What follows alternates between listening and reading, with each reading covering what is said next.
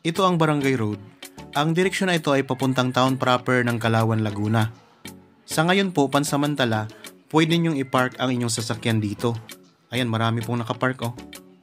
Kaya po maraming nakapark ngayon mga kapraps.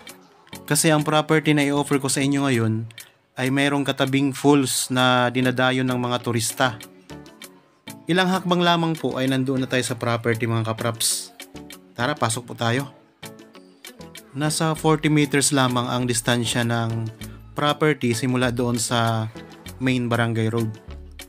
Ang kagandahan nito, bukod sa marami itong mga fruit-bearing trees, meron din itong katabing napakagandang ilog na pwedeng paliguan mga kapraps. Okay, habang kayo po ay nag-relax at nagpapahinga sa inyong kanyang-kanyang pamamahay, samahan niyo po ako para libutin natin ang property na i-offer ko po sa inyo ngayon. Mula po dito, tanaw na natin ang property. Yan pong tawid ilog, yan na mismo mga kapraps. Sa ngayon po ay may mga nakatayo na maliliit na cottage o mga maliliit na kubo na pinaparentahan. Tapos ayan po ang ilog, napakaganda mga kapraps. Pwede kayo diyang mag-swimming. Ang ilog, yan na ang boundary ng property. Malawak po ang ilog mga kapraps. Ang ganda. Yan po, may mga tanim na mga saging, mga rambutan, may mga lansones, tapos may mga puno ng niyog. Meron din po mga tanim na kawayan mga kapraps dito. Kaya kung gusto nyo magtayo ng maliit na kubo, pwede rin kayong kumuha ng mga kawayan kasi magiging inyo na rin po yan. Ayun, simula po doon hanggang dito mga kapraps, yan sa dulo din. Sa ngayon po ay tatawid tayo sa maliit na tulay na bakal. Ito. Para makarating tayo sa property. Dito ay nakaplano na ring lagyan ng simentadong tulay.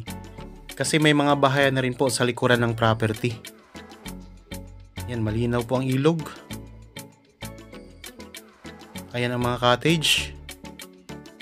So kung sakaling mabili nyo po ito mga kapraps, magkakaroon na rin kayo ng income. Kasi marami na rin po nagre-rent dyan sa mga cottage, lalo na pag summer.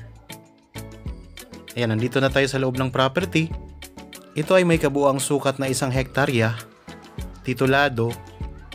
Ang presyo nito ay makikita nyo sa description box at sa title nitong video. Napakababa pa lamang po mga kapraps. Matatagpuan natin ito sa bayan ng Calauan, Laguna. Flat ang lupa. Tapos ngayon po, napakarami nitong mga fruit-bearing trees. May mga tanim ito na mga lansones, rambutan, mga puno ng saging, may mga tanim po na avocado, mga puno ng niyog. Tapos may mga tanim din ito na mga kawayan sa gilid ng property. Mayroon na ditong access ng kuryente at saka tubig. Magpapalinya na lamang po kayo mga kapraps. Kung sakaling interested kayo sa property na ito, pwede kayong magpa-schedule sa amin ng actual viewing para makita nyo po ng personal ang property. Pwede nyo pa po itong i-develop. Pwede pang mas pagandahin pa. Gagawing resort mga kapraps. Ang distansya nito sa town proper ng Calauan ay nasa 9 kilometers or 19 minutes drive lamang po mga kapraps. Magandang araw po mga kapraps. Welcome back sa Badshot Properties channel. Ako po si Bads, ang inyong makakasama para sa ating virtual viewing. Para sa mga bago pa lang po sa aking channel, huwag niyo pong kalimutang mag-subscribe at pindutin na rin po ang notification bell para maging updated kayo sa mga bagong property na available. Tara na po! Itong bahay kasama pa po ito sa property. Kapag nabili nyo yan mga kapraps, pwede nyong i-renovate ito. Tapos dito may mga tanim na rambutan. Pantay po ang lupa oh. Pwede kayong magpa-schedule sa amin ng actual viewing. May mga number po tayo dyan. Tawagan nyo lang po kami or kaya i-chat or i-text.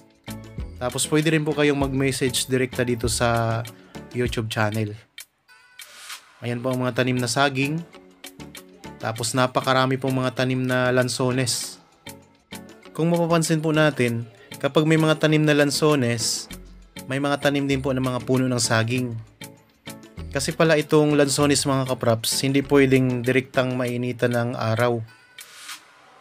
Kaya kapag tinanggal natin ang mga saging, maapektuhan po ang pamumunga nito. Ang rambutan naman, ayaw naman lang may mga puno ng niyog na malapit sa kanya. Kaya kung mapapansin din natin yung may mga tanim na rambutan, malalayo din po sa mga puno ng niyog. Okay, tuloy-tuloy po tayo sa pag-iikot. Samahan niyo lang po ako mga kapraps hanggang sa dulo. Medyo malawak-lawak ito kasi 1 hektarya. Sa mga naghahanap po ng property na gustong gawing investment dito sa lalawigan ng Laguna, pwede nyo rin po itong i-consider sa inyong pagpipilian mga kapraps. Magandang property katabi po ng isang ilog. Napakaraming mga lansones. Income generating property mga kapraps ito. Pwede kayong magpagawa dito ng deep well. Mababaw lang po ang tubig nito mga kapraps. Meron din po kasi ditong bukal.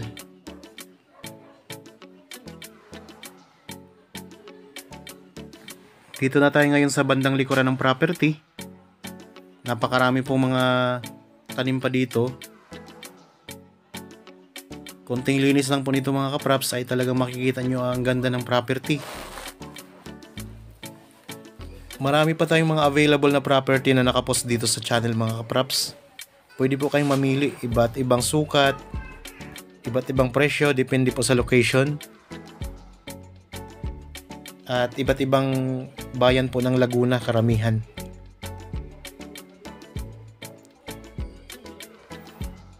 Dito na po tayo ngayon sa bandang gilid ng property.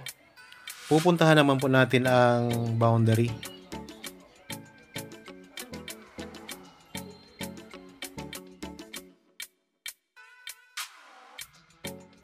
Ang boundary dito sa gilid ay ilog din po. Medyo mas slope nga lang dito mga kapraps. Unlike doon sa harapan ng property na halos pantay lang po ang lupa at saka nandyan ang ilog agad.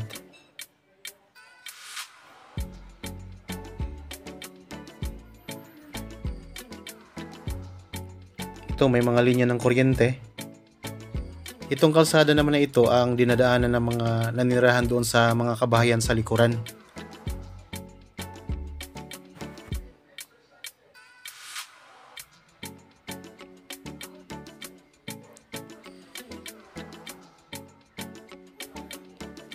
Yan, baybayin natin ang gilid ng property mga kapraps. Panoorin lang po ninyo hanggang sa dulo ang video na ito para may idea kayo sa property.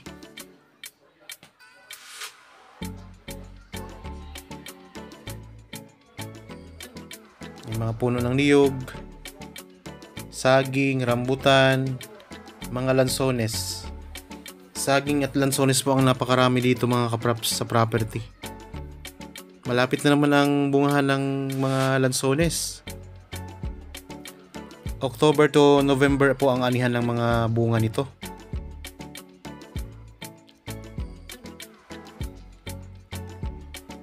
Ulitin ko lang po, ang property na ito ay isang farm lot na may katabi na napakagandang ilog. Matatagpuan po natin sa bayan ng Kalawan, Laguna. Ang kabuang sukat po ay 1 hektarya, titulado. Ang presyo nito ay makikita nyo sa description box at sa title nitong video. Pantay po ang lupa. May mga tanim na mga fruit bearing trees, mga lansones, may mga rambutan, saging, abukado, mga puno ng niyog. Meron pong kasamang bahay. Tapos ang distansya nito sa town proper ng Kalawan, Laguna ay 9 kilometers or 19 minutes drive.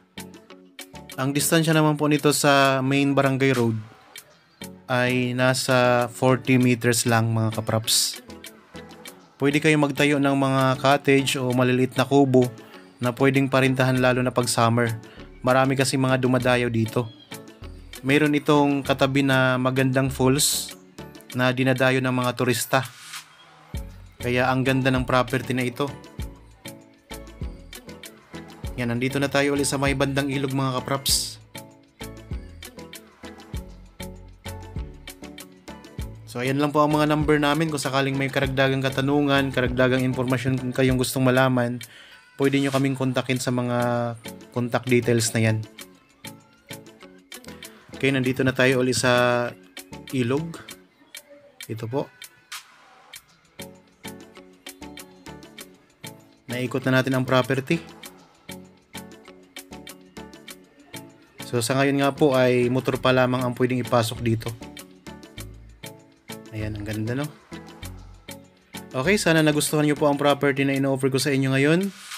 Para po sa mga bago pa lang sa aking channel at napadaan lamang po dito sa aking channel, huwag nyo pong kalimutang mag-subscribe at pindutin na rin po ang notification bell para maging updated kayo sa mga bagong property na i-offer po namin. Maraming salamat po, palagi tayong mag-iingat at God bless po sa ating lahat mga kapraps.